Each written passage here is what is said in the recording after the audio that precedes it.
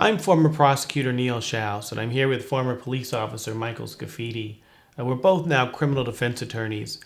And Mike, today I want to ask you about this crime of battery with serious bodily injury. So Penal Code 243D. What is it? I mean, what sorts of things would cause someone to get charged with this?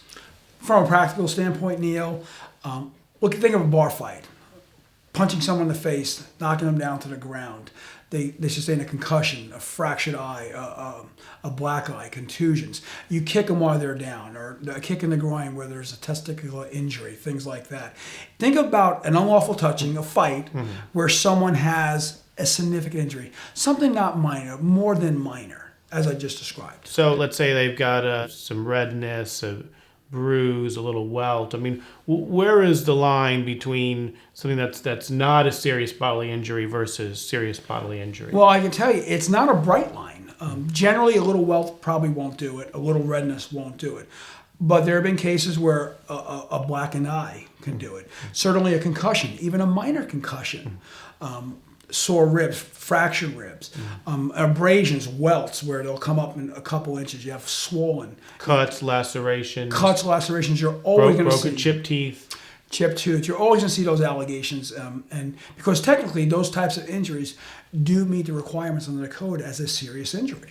Now, if you got convicted of this crime, battery with serious bodily injury, what are you looking at in terms of penalties? Well, if you get convicted of a felony battery with serious bodily injury, you can go to state prison. It actually could be a state prison case. For years? For years. It's a serious crime. It is a serious offense. What about is it a strike under California three strikes law? Well, if it's a great bodily injury, if there's a significant injury, it is. It's a strike under California law, which makes it a presumptive prison case. Now, I know, Mike, over the years, you've had a lot of success in defending clients who are charged with this, battery with serious bodily injury. What are some typical defenses or ways that you found to sort of help your clients get out of it? Self-defense, defense of others. Something's going on, you're being unlawfully attacked. You have a right under California law to defend yourself. You're in a fight, this guy's coming at you, this guy's attacking you, and maybe you do injure the person, but you do it in self-defense. Exactly. That's a total defense to a 243D, as is defense of others. I don't have to sit by idly while I watch someone being beat up. I can go in under California law to defend that person. Protect your friend, protect your family. To protect friends and family. Protect a bystander. Protect the innocent citizen. The person walking down the street who's attacked by some deranged maniac. We have a right to go to their defense. And what about mistaken ID? I know you've had a lot of success in these cases asserting sort of a mistaken identification defense. Tell me about that. Typically, and we've had a lot of cases like this, bar fight. People have been drinking. It's dark. It's not brightly lit up.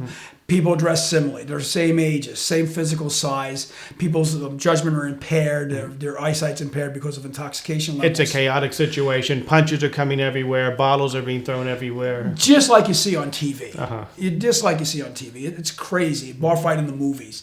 And it's hard to identify who did it because it happens like that. I mean, it's instantaneous. And oftentimes, the wrong person will be ID'd.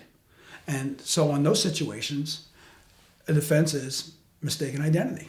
And ultimately, I mean, the prosecutor has to prove in court, let's say it is a bar fight like this, and let's say someone's hit with a bottle. The prosecutor has to prove beyond a reasonable doubt that your client is the one that threw the bottle.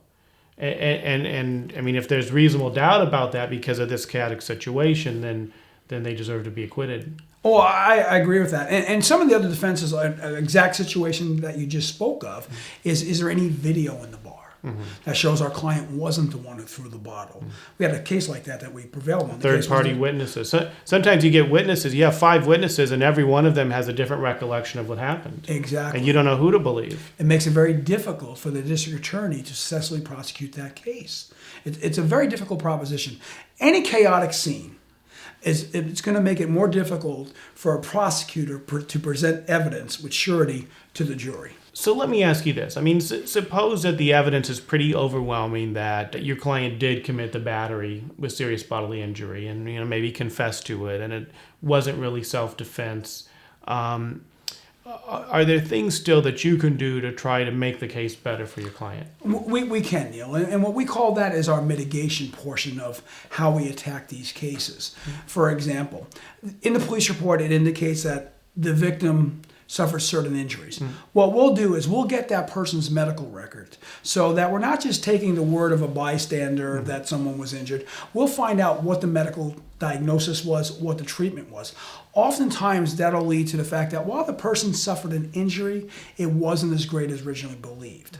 So we'll have that, we'll present that to the district attorney. And sometimes, I mean, the alleged victim or the victim has an incentive to sort of embellish their injuries. Maybe they're trying to win a civil suit or get victim restitution. So I mean, oftentimes they should not just be taken at their word. Oh, I agree with that. In fact, we'll go in, we'll have our investigator contact that person, find out what their real damages are. What I mean by that, what's their out-of-pocket expense? Did they miss work?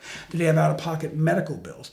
And we'll offer restitution to them and then show the district attorney that restitution has already been contemplated. We're prepared to do it immediately upon the agreement or upon sentencing, and that way show the district attorney that our client is trying to make the victim whole from a financial standpoint in that case. So that's another mitigating factor. And then the final mitigating factor is we let them know who our client is. We don't want them to view our client just in that one little moment in their life in a bar fight, but see them from the totality of their life as a husband, a father, a leader of their community, a person who works hard to support their family. A human being with hopes and dreams and redeeming qualities. Exactly. If we're all going to be measured by seconds of our life and not the totality of our life, then we're truly not understanding who we are as people. So, oftentimes we have a very good person who's a productive member of the community, is a good family person, but just had a moment where they snapped. Perhaps they were drunk. Perhaps there was some provocation, and so their whole life, like you say, shouldn't be judged in that 5 seconds where they snapped and did something out of character. I agree wholeheartedly. We shouldn't turn someone's life upside down for one punch or one snapshot of their life. And as serious as this crime is, and we talked about it, it can be a felony, you can go to prison for years, a strike, and people call us all the time who are in great despair when they're charged with this offense.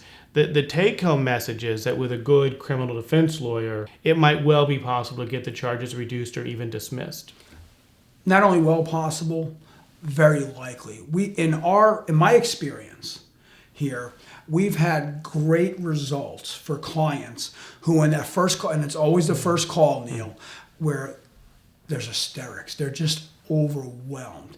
And we get them in, we start breaking down the case from all the defenses we can bring to learn about who our client is as a person so we can provide them the best defense.